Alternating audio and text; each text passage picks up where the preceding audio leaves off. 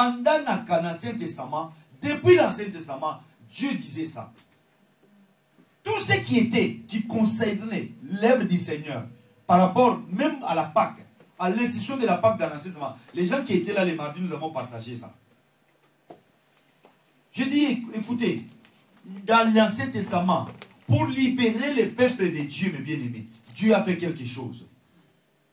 Dieu a dit, prenez l'agneau, et cet agneau, vous allez le manger avec du pain sans levain. Vous savez, le pain sans levain, comment c'est dur. C'est dur et c'est lourd. Je vous dis, tout simplement, c'est dur et c'est lourd. Et puis, vous devez manger ça à la hâte. Mais les chrétiens ne se préparent plus. Pourquoi manger à la hâte? Parce que quand tu manges quelque chose, si tu es à l'aise, tu sais que non, ça ne va pas passer, il n'y a rien. Mais si tu manges à la hâte, tu sais que non, il faut que je me prépare. Alléluia. Amen. Tu manges la parole de Dieu, mais tu te prépares par rapport à la parole. Tu sais que non, un jour, je vais mourir. Un jour, Jésus-Christ va venir. Alléluia. Amen. Si tu sais que Jésus-Christ va venir, tu ne vas pas dépendre de ce monde. Amen. Amen. Tu ne vas pas dépendre de ce monde.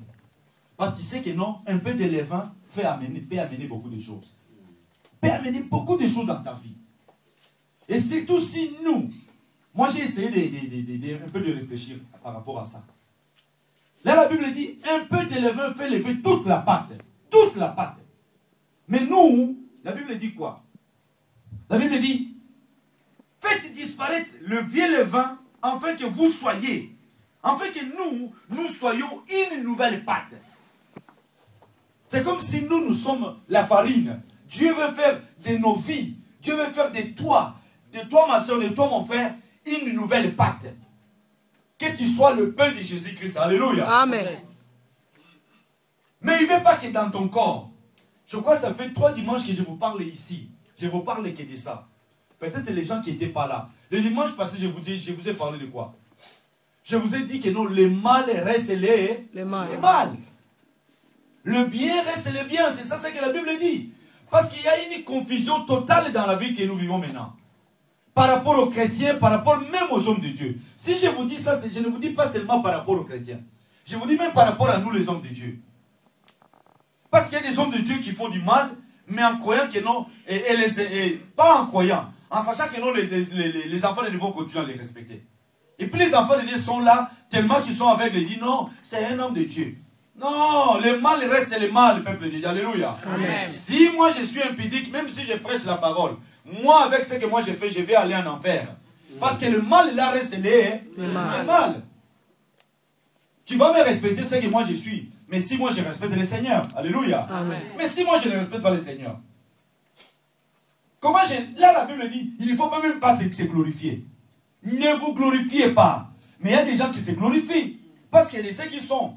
Il dit, moi je suis tel, moi je suis tel. L'autre dit, moi je suis pasteur parce que je suis pasteur. Hein? L'autre dit, parce que je suis bishop. L'autre dit, parce que je suis patriarche. Mais si tu es patriarche, lisez un peu la Bible, c'est que la Bible dit.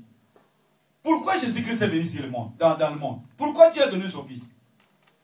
La Bible dit, Dieu a tellement aimé le monde, il a donné qui? Son Fils. Afin que quiconque croit en lui puisse avoir quoi? La vie éternelle.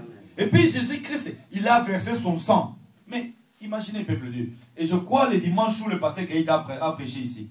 Il dit, vous savez ce qu'il a dit? Il dit, regardez ce que l'histoire d'Abraham avec son fils. Hein? Qui était son fils? Isaac. Dieu demande qui? À Abraham son fils. Son fils unique. Il avait qu'un fils. Il dit, donne-moi ton fils.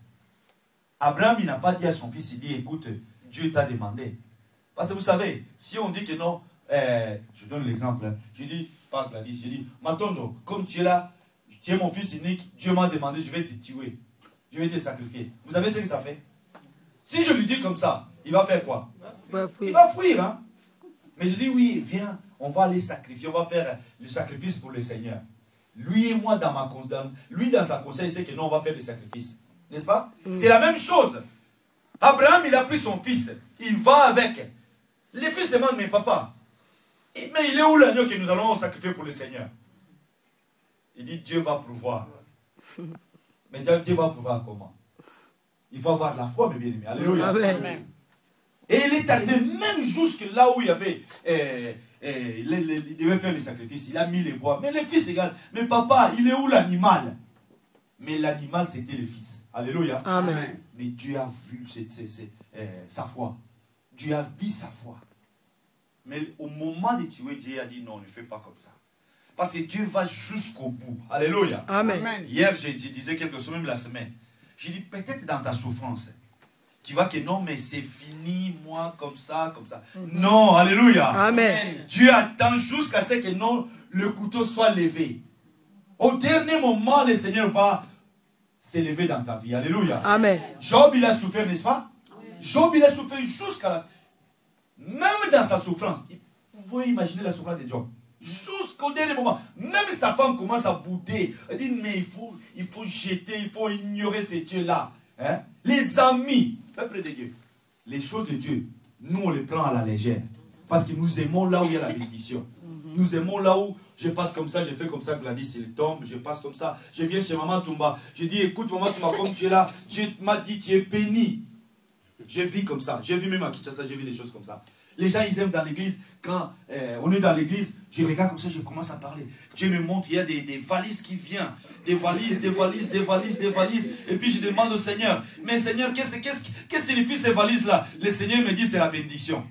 Et puis toute l'église dit, Amen. Mais allez dans l'église où vous commencez à parler. Il faut faire attention au péché. Peuple de Dieu, vous pouvez être béni. Mais avec votre bénédiction, vous partez avec ça en enfer. Je vous dis ça de tout mon cœur au nom de Jésus-Christ. Amen. Une fois, je vous ai dit ici, je préfère souffrir dans le monde. Parce que c'est les corps qui souffrent, n'est-ce pas? Mais un jour devant le Seigneur, moi je préfère passer mon éternité auprès du Seigneur. L'éternité, c'est plus important que la vie limitée de ce monde. La vie limitée de ce monde, c'est 70 ans, 80 ans. Si tous les gens qui travaillent ici, c'est 80 ans. Et puis d'autres, ils travaillent comme ça. Dès qu'ils vont à la retraite, après quelques temps, ils meurent. Hein. Ils ne mangent même pas l'argent qu'ils ont cotisé. Ils ne mangent même pas, ils ne profitent même pas de ça. Parce que tellement qu'ils ont souffert, ils ont cotisé, ils ne profitent même pas, ils partent. La vie éternelle, c'est très important que la bénédiction. Alléluia. Amen. Nous ne voulons pas vous faire du spectacle. Mais nous voulons vous amener, je vais vous amener vers l'éternité. Amen. Alléluia. Amen. L'éternité, c'est, il faut enlever le levain dans vos corps. Et je vous dis une chose, les gens aiment comme ça. C'est que je vous ai dit, j'ai vécu ça à Kinshasa. Même ici en Europe, les gens, ils ont pris cette habitude-là. Que non, là où il y a ça, il y a ça. S'il y a beaucoup de visions, il y a beaucoup de bénédictions, il y a beaucoup de manifestations. C'est pourquoi même les hommes de Dieu vont aller toucher les maïkari. Vont aller toucher des fétiches. Ils continuent avec l'œuvre du Seigneur, mais derrière l'œuvre du Seigneur, il y a quelque chose qui est caché. Vous ne voyez pas dans les matchs, il y a des joueurs, quand ils marquent le but, ils font quoi? Quand ils font comme ça, c'est quoi? Vous pensez c'est quoi? C'est Dieu. Hein? C'est leur magie, c'est leur fétiche, c'est leur machin. Parce que le pouvoir est quelque part. L'ennemi, il a des tactiques à faire. Mais Dieu nous a donné le discernement. Alléluia. Amen. Pour comprendre que ça c'est de Dieu, ça ce n'est pas de Dieu. Ça c'est de Dieu, ça ce n'est pas de Dieu. Là la Bible dit, un peu de levain fait lever toute la pâte. Un peu de levain peut détruire un homme de Dieu. Et puis je vais continuer à servir le Seigneur. Un peu de levain peut te détruire, ma soeur, mon frère. C'est pourquoi je vous ai parlé. Même l'autre dimanche, j'ai dit, ils viennent à vous avec la peau des brebis, mais à l'intérieur, ils sont des loups ravisseurs. Alléluia. Amen. Ce sont des loups. Ils cherchent tout simplement à vous nuire. Il va venir chez toi tranquillement. Après, s'il sait que toi tu y es. Vous savez, les magiciens ou les féticheurs. Toi, tu viens avec ton problème.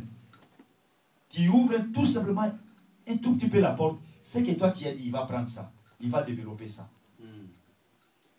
C'est comme les médecins. Tu viens comme ça, tu dis, toi, tu es malade, n'est-ce pas? Tu vas lui dire, je suis malade. Il va demander, qu'est-ce que toi, tu as? Ça fait combien de temps? Mais c'est que toi, tu vas dire, lui, il va développer ça. Il va dire, tu vois, comme tu souffres comme ça, ça vient de ça, ça fait ça, ça fait ça.